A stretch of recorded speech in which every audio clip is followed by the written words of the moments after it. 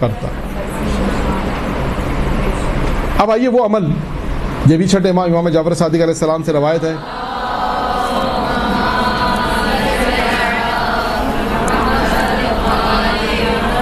کہ وہ کون سے اعمال ہیں جو شیطان کو تکلیف پہنچاتے ہیں، یا یوں کہیے کہ شیطان کو اذیت پہنچاتے ہیں، جو بھی کہنا چاہے کہہ دیں.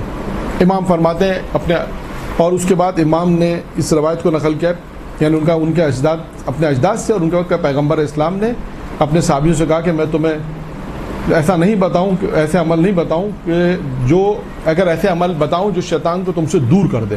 اور شیطان کو تم سے کتنا دور کرے گا؟ جتنا مشرق سے مغرب تک کا ہے. یعنی یہ عمل میں تمہیں جو بتا رہا ہوں وہ تمہیں، وہ عمل وہ ہیں جو تمہیں شیطان کو تم سے دور کر دے. اور کتنا دور کرے گا؟ جتنا مغرب سے مشرق تک کا راستہ، اتنا تم سے دور ہو جائے گا. نمبر 1 کا روزہ کیا کام انجام دیتا ہے؟ جب انسان روزہ رکھتا ہے تو اسے شیطان کو کیا تکلیف پہنچے؟ سوال ہے کیا تکلیف پہنچتی ہے؟ اس کا کیا جاتا ہے؟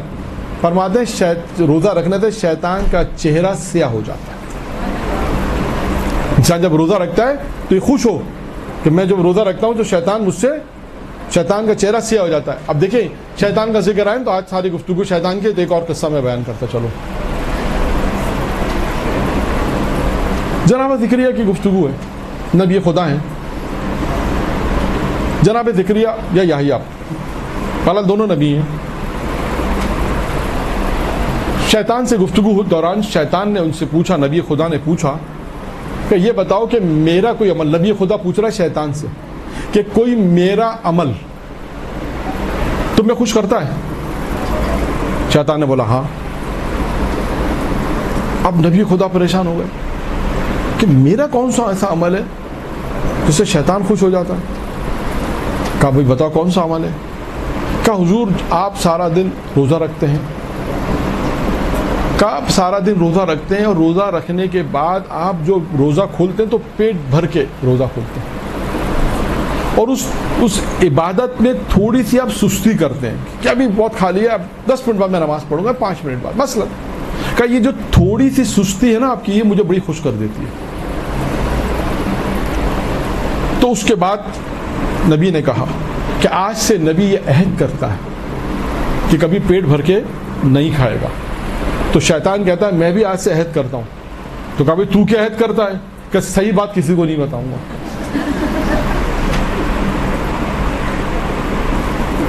ٹھیک ہے، پیغمبر کی روایت، روزہ شیطان کے چہرے کو سیاہ کر دیتا ہے، صدقہ شیطان کی کمر توڑ دیتا ہے.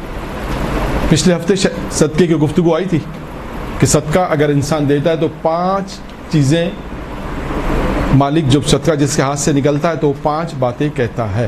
لیکن صدقہ انسان دیتا ہے، اس کے کتنے فوائد ہیں جو پچھلی گفتگو میں آ گئے، اور بھی بہت سے فوائد ہیں زندگی اور موت کے مسئلے میں کہ انسان صدقہ دے. تو ایک فائدہ کیا ہے؟ صدقہ دینے کا شیطان کی کمر کو توڑ دیتا ہے. یعنی آپ سوچیں کہ انسان صدقہ دے تو شیطان کی کمر ٹوٹتی، اس لیے مال نکلتا ہے. دیکھیں مال نکلنا آسان نہیں ہے.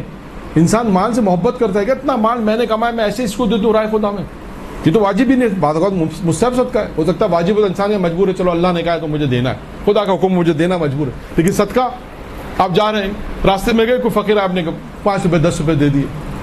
یہ صدقہ جو انسان دیتا ہے اس کے بہت سے فوائد بیان ہوئے، اور صدقے میں کیا ہے؟ شیطان کی کمر توڑ دیتا ہے. اللہ کی محبت، یعنی یہ ایک عمل ہے، اللہ کی محبت میں نیک عمل میں شریک ہونا.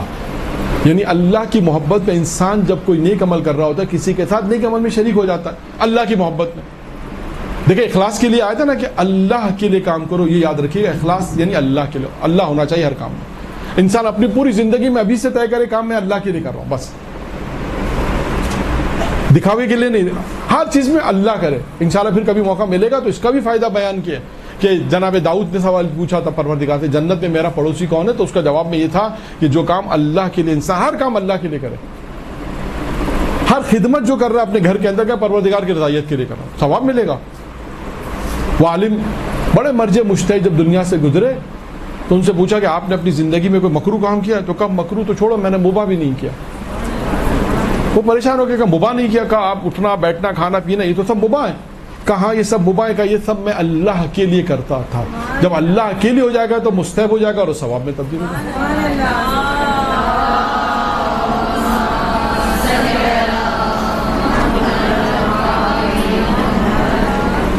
تو اللہ کے لیے انسان کاموں کو انجام دے، یہ ذہن میں رکھے۔ تو اس کا کیا فائدہ ہوگا؟ اللہ کے لیے اللہ کی محبت میں نیک عمل میں شریک ہونا یہ شیطان کی نسل کو ختم کر دیتا ہے۔ اگر انسان یہ نیک کام کرے، اللہ کے لیے کرے، کسی کے ساتھ شریک ہو جائے، کوئی مسجد بنا رہا ہے آپ شریک ہو جائیں، کوئی ہاسپٹل بنا رہا ہے آپ جتنا شریک ہو سکتے ہیں اللہ کے لیے۔ بہت سارے نیک کام ہیں نا، کہیں کنواں کھدوانا انسان جتنا کر سکتا ہے، یہاں پر یہ تمام باتیں وہ ہیں کہ جو انسان ان نیک کاموں کو جتنا امکان ہے۔ ایک کہ میرے پاس مولانا پیسے نہیں ہے، تو وہاں بحث ہی نہیں ہے ہماری۔ بحث وہاں پر ہے کہ جہاں انسان کر سکتا ہو، اور صرف مال میں نہیں، اللہ کے لیے نیک کام ہے، کوئی بھی نیک کام ہو۔ گھر میں خدمت ہے، مختلف خدمت انسان انجام دیتا ہے نا، کہ یہ میں اللہ کے لیے کر رہا ہوں۔ ابھی میں نے عرض کیا کہ اٹھنا بیٹھنا بھی اللہ کے لیے ہو جائے تو عالم کیا کہتے ہیں؟ یہ کام میں اللہ کے لیے کر رہا ہوں، میرا اٹھنا میں کھا اس لیے رہا ہوں کہ اللہ مجھے طاقت دے گا میں دین کی خدمت کروں، یہ نیت کرے۔ ہاں اپنی پوری زندگی اللہ کے لیے انسان انجام دے دے تو پھر دیکھو اس زندگی میں برکت بھی ہے اور اللہ کے لیے تو ثواب ہے، ہر کام اس کا بھی ثواب میں ہوگا، ثواب اس کا ملے گا۔ تو لہٰذا تیسری چیز ہے اللہ کی محبت میں نیک عمل میں شریک ہو۔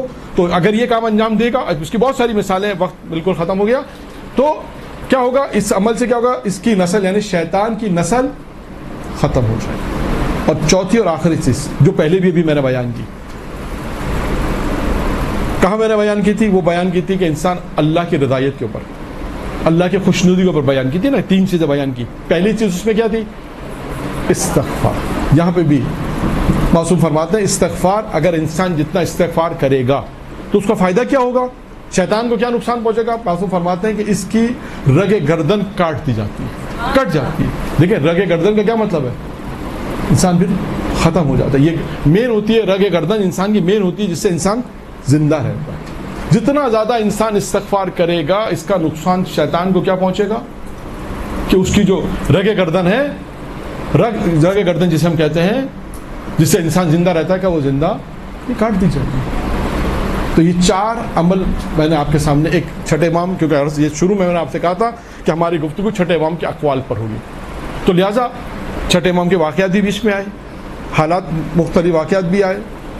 پہلا بھی کال میں نے چھٹے امام کی مناسبت سے جو اس گفتگو میں شروع کیا ہے، جو 5 چیزیں جو بیان کی وہ بھی چھٹے امام کے حوالے سے تھی، یہ گفتگو بھی چھٹے امام کے حوالے سے۔ چھٹے امام نے فرمایا کہ انسان ان کاموں کو انجام دے گا، پیغمبر نے فرمایا تو شیطان تم سے اتنا دور ہو جائے گا جتنا مشرق سے مغرب تک دور انسان کا فاصلہ ہے، انسان کے قریب نہیں ہے کہ 4 عمل انسان انجام